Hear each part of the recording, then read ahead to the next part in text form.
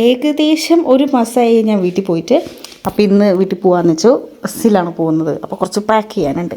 ഇതാണ് നമ്മുടെ ഗൗൺ. ഞാൻ കുറച്ച് ദിവസമായിട്ട് സ്റ്റിച്ച് ചെയ്യുന്നതിൻ്റെ വീഡിയോ ഉണ്ടല്ലോ. ഈ ഗൗൺ വന്നിട്ട് നമ്മൾ ഈ ഫോട്ടോഷൂട്ടിന് വേണ്ടിയിട്ട് സ്റ്റിച്ച് ചെയ്തതാണ്. ഈ മെറ്റീരിയൽ എടുത്ത് സ്റ്റിച്ച് ചെയ്യണം എന്നുള്ളത് ഭയങ്കര ആഗ്രഹമായിരുന്നു. ആ ആഗ്രഹത്തിൻ്റെ പുറമെ ചെയ്തൊരു പരിപാടിയാണത്.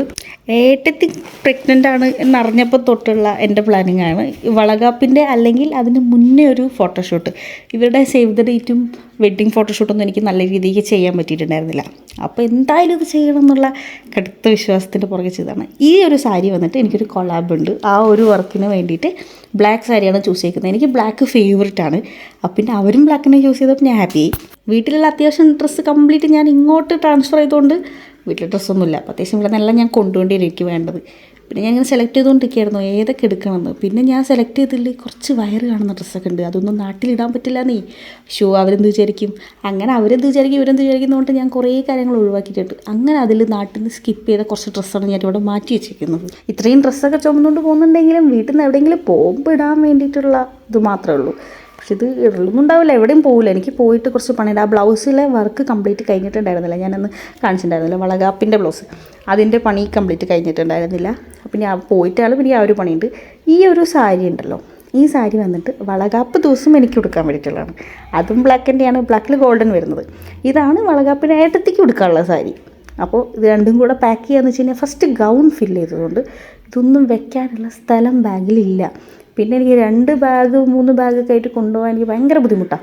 KSRTCയിലാണ് പോകുന്നത്. എനിക്ക് അധികം നടക്കാനില്ലെങ്കിലും ബസ്സിൽ വെക്കുന്നത് എനിക്ക് അത്ര ഇതായിട്ട് തോന്നുന്നു. ചില ബസ്സിൽ തിരക്കുണ്ടെങ്കിൽ നിൽക്കേണ്ടി വന്നു കഴിഞ്ഞാൽ അത് മുഴുവൻ പിടിക്കണമല്ലോ, ആ ഒരു ബുദ്ധിമുട്ടുണ്ട്. ഏകദേശം ഒരു 10-12 ദിവസം ഞാൻ നാട്ടിലുണ്ടാവും. അപ്പോൾ അതിനുള്ള ലഗേജൊക്കെയാണ് ഈ പാക്കിങ്. നാട്ടിൽ നിന്ന് തിരിച്ചു വരുമ്പോൾ ഇതിനേക്കാളും സാധനങ്ങൾ എൻ്റെ കൂടെ ഉണ്ടാവും. അപ്പോൾ ഈ ഒരു ഡ്രസ്സ് ഉണ്ടല്ലോ, ഇത് ഞാനന്ന് പറഞ്ഞില്ലേ വെട്ടിക്കൂട്ടിയെന്ന്. 2 മീറ്റർ തുണി കൊണ്ട് ഞാൻ എനിക്ക് പറ്റുന്ന രീതിക്ക് ഞാൻ ഒപ്പിച്ചൊരു ഡ്രസ്സാണ്. പക്ഷേ ഇതിൻ്റെ പണി ഇനിയും കഴിഞ്ഞിട്ടില്ല. ഈ വീട്ടിൽ പോയിട്ട് പാക്ക് ചെയ്യാം. ഫുഡ് കഴിക്കാൻ ഇനി പ്രത്യേകിച്ച് സമയം ഉണ്ടായിരുന്നില്ല. അപ്പോൾ ഞാൻ പാക്ക് ചെയ്യുന്നതിൻ്റെ ഇടയിൽ കൂടെ ഇടയിൽ ഓരോ സ്പൂൺ കഴിച്ചുകൊണ്ടിരിക്കുകയായിരുന്നു. ഇനി റിങ്ങൊക്കെ എടുത്തിട്ടാണ് പോകുന്നത്. ഇനി അവിടെ പോയാൽ മടി പിടിച്ച് ചെയ്യാതിരിക്കുമോ എന്ന് എനിക്കറിയില്ല. പക്ഷേ ചെയ്യും, പ്രത്യേകിച്ച് പണിയൊന്നുമില്ല അവിടെ പോയാലും. മുമ്പ് പാഡ് ഉപയോഗിച്ചുകൊണ്ടിരുന്നത് പാഡ് ഞാൻ എടുത്ത് കൊണ്ടുപോകില്ലായിരുന്നു അവിടെ പോകുമ്പോഴും. പക്ഷേ മനസ്സിലൊക്കെ അതിന് ശേഷം അതെല്ലാവിടെയും കൊണ്ടുപോകും. 10-12 ദിവസം ഇരിക്കുന്നല്ലേ, ഒരു സേഫ്റ്റിക്ക് ഇരിക്കട്ടെ. പിന്നെ ഇത് ഞാനൊരു മൈക്ക് വാങ്ങിയായിരുന്നു. പക്ഷെ വാങ്ങി 8ൻ്റെ പണി കിട്ടി. സംഭവം ഇത് ചാർജ് നിൽക്കുന്നില്ല. ഇനി അത് റിട്ടേൺ അടിച്ച് പുതിയത് വാങ്ങണം. അപ്പോൾ വീട്ടിൽ പോയിട്ട് ആ പരിപാടിയൊക്കെ ചെയ്യാമെന്ന് വെച്ചു.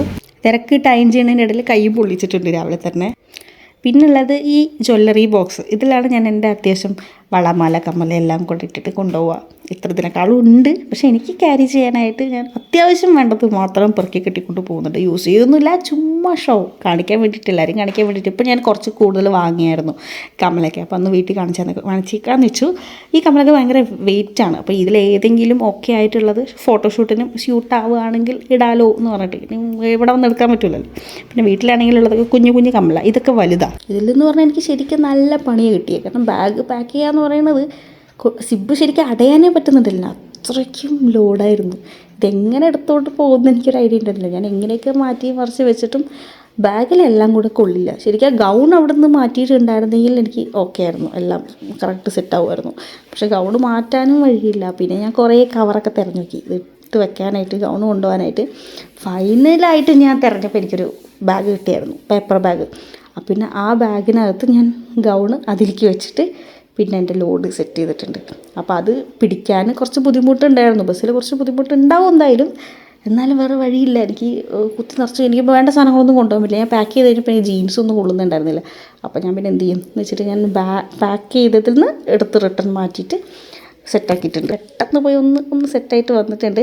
പ്രത്യേകിച്ച് മേക്കപ്പൊന്നും ചെയ്തിട്ടില്ല. എന്തായാലും അവിടെ എത്തുമ്പോഴേക്കും ഒരുവിധം ആവും ഞാൻ. പിന്നെ ഈ കമ്മൽ എങ്ങനെയുണ്ട്? ഈ കമ്മൽ ഞാൻ ഇവിടെ എറണാകുളത്ത് നിന്ന് വാങ്ങിച്ചതാണ്. ഈ ഒരു പേപ്പർ ബാഗിലാണ് സെറ്റ് ചെയ്തിട്ടുണ്ടായിരുന്നത്. അത് അവിടെ എത്തുമെന്ന് എനിക്കറിയില്ല. കാരണം അധികം വെയിറ്റ് ഇല്ലെങ്കിലും ബസ്സിൽ തിരക്കുണ്ടെങ്കിൽ ജസ്റ്റ് ഒന്ന് കീറിയാൽ കഴിഞ്ഞില്ലേ. പിന്നെ ഇങ്ങനെ ഒരു ഷോളും കൂടെ ഇട്ടിട്ട് ഞാൻ വീട്ടിൽ നിന്ന് പടിയിറങ്ങാമെന്ന് വെച്ചു. ഈ ഒരു ബ്ലൂ സാരി ഉണ്ടല്ലോ, ഇത് ഞാൻ കൊണ്ടുപോകാൻ വേണ്ടിയിട്ട് പാക്ക് ചെയ്യാൻ വേണ്ടി എടുത്തതായിരുന്നു. പക്ഷേ ആ ഗൗൺ അതിൽ നിന്ന് മാറ്റിയിട്ടും എനിക്ക് സ്പേസ് ഉണ്ടായിരുന്നില്ല. അപ്പോൾ ഇനി അടുത്ത പ്രാവശ്യം മുമ്പ് കൊണ്ടുപോകാം. പക്ഷെ നല്ല വെയിറ്റ് ആയിരുന്നു. ബസ്സിൻ്റെ അവസ്ഥ എന്താണ്, തിരക്കെന്താണെന്ന് അറിയില്ല. അപ്പോൾ അടുത്ത വീഡിയോ ആയിട്ട് കാണാം. ടാറ്റാ.